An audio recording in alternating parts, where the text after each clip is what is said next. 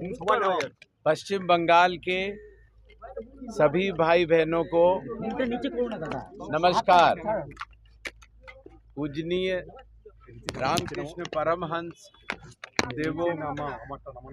और स्वामी विवेकानंद जी की तपोभूमि बेलूर मठ पर आकर चुनाव आयोग एक बार फिर पश्चिम बंगाल के सभी मतदाताओं को बताना चाहता है कि पश्चिम बंगाल के चुनाव वायलेंस फ्री और इंटिमिडेशन फ्री, न किसी दबाव के और न किसी हिंसा के सफलतापूर्वक संपन्न होने के लिए चुनाव आयोग कटिबद्ध है। जय भारत, जय हिंद। सर काल से आपको जो नोटिस हो रहा है এই মুহূর্তে দেখো গুরুত্বপূর্ণ এবং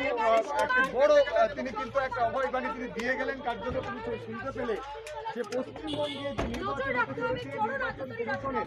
প্রধান হিসাবে তিনি কিন্তু পরিষ্কার যে বার্তা দিচ্ছেন যে এবারে পশ্চিমবঙ্গের ভোট একেবারে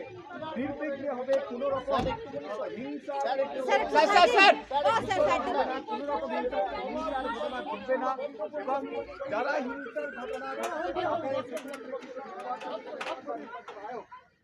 তারা কিন্তু এমনটাই কিন্তু তাদের পরিষ্কার বেলুর মধ্যে